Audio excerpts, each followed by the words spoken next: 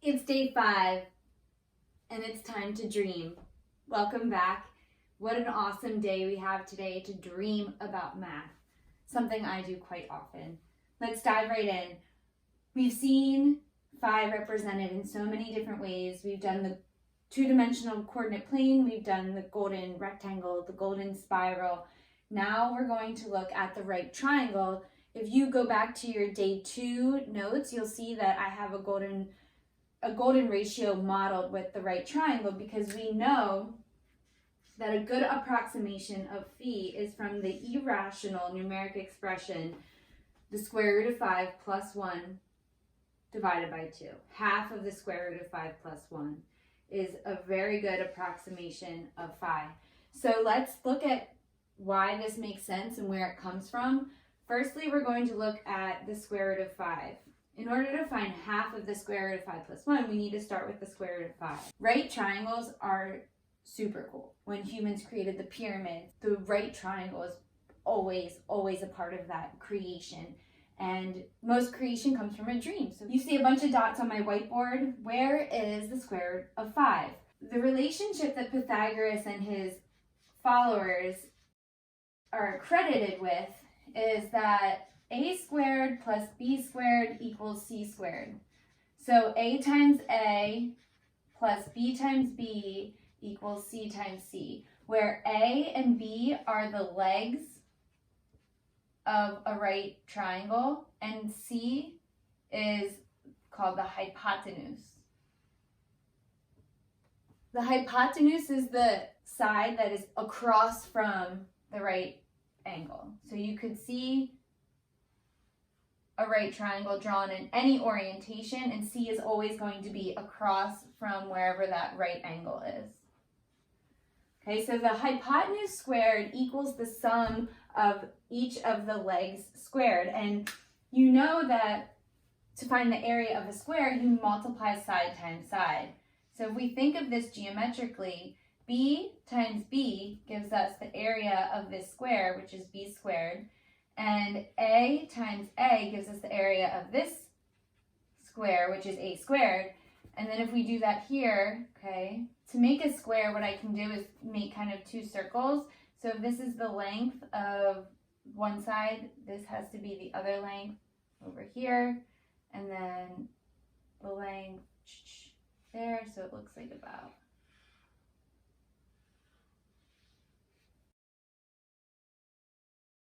Okay, circles are a great tool to use in constructing geometric objects. So we have the idea that the area of this square plus the area of this square will give you the area of this square. And that's what Pythagoras, was attributed with, that discovery. But like I said, the Egyptians use it to help them make sure that they were building the pyramid properly. So he's not the first person to know it, but he is the one accredited with the name of the theory. So how can we use this relationship to find the square root of 5? Well, I know that if I have 4 plus 1, I can get 5. Okay, so how can I use this to show the square root of 5? Well, look, 4 plus 1 equals 5. A squared plus b squared equals c squared. If we want this to be c squared, and we want these to be a squared and b squared, what do I multiply by itself to get 4? Or rather, what is the square root of 4? Well, 2 squared gives me 4. So a must be 2. What squared gives me 1? The square root of 1 is 1. So 1 squared gives me 1. And then what gives me 5? Well, the square root of 5 times the square root of 5 will give me 5. So the square root of 5 squared, you can see these will cross out to just leave 5. The square root of 5 squared gives me 5. So this tells me that A is 2, B is 1, and C is the square root of 5. So I can show this distance if I can create a right triangle with legs length 1 and 2. What you'll see is that I decided this will be my unit. This is 1. That length is 1. So from here to here, the perks of having a dirty whiteboard, is 1 unit. Okay, so if I take that 1 unit and I double it, you'll see I have my other leg of my right triangle equal to 2. Okay, so now I have a right triangle with a length A equals 1, B equals 2. We know that the length of C is going to be equal to, well, let's see, if we take the square root of both sides of this equation, the squared and the square root cancel. So I'm left with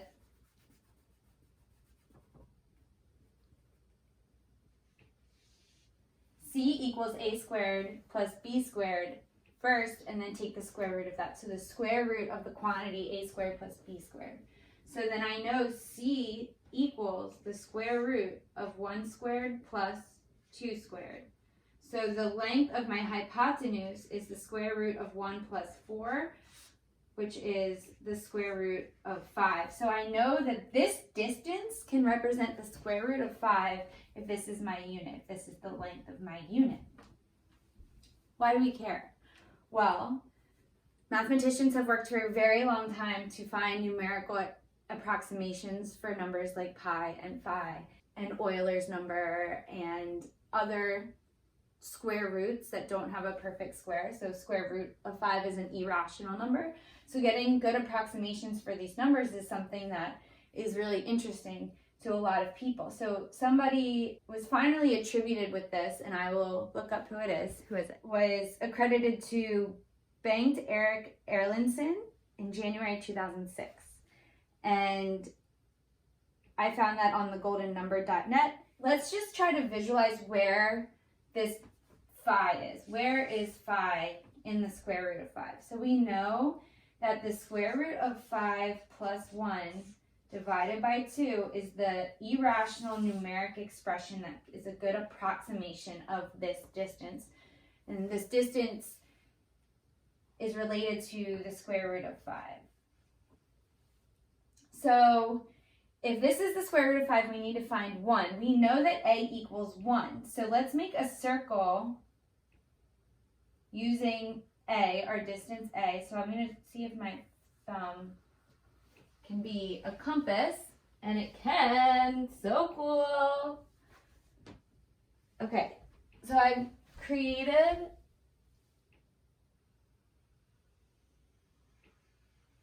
an approximate circle using my finger and thumb as a compass. Fingers are so cool. And if we extend the line C, we know that this is a circle of radius 1, so that this distance, the square root of C plus, it's a little off, let's try again.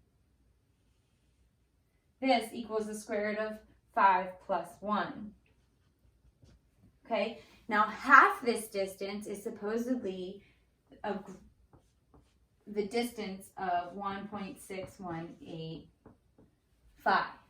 okay, or the square root of 5 plus 1. And now we have to divide by 2. So we have the square root of 5, we have the 1, now we want to divide by 2. So to do that, I'm going to try to use my fingers again. So we can find a bisector by creating arcs from the endpoints and seeing where they intersect. So the arc doesn't matter as long as it stays the same. So to keep it the same, I'm going to stretch my thumb and ring finger as far as I can and make an arc with my thumb. Be cool if I had a fingertip pen. And then do the same thing from the other endpoint and then on either side of the endpoints.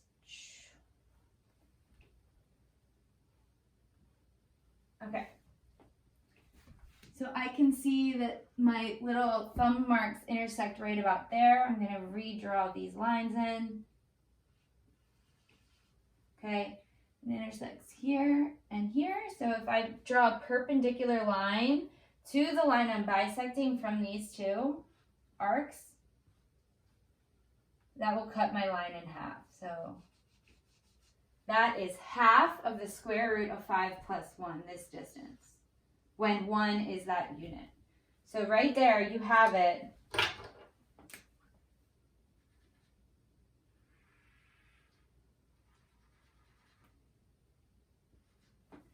That is an approximation of the distance of phi when the unit is that big. Dream, people. Dream.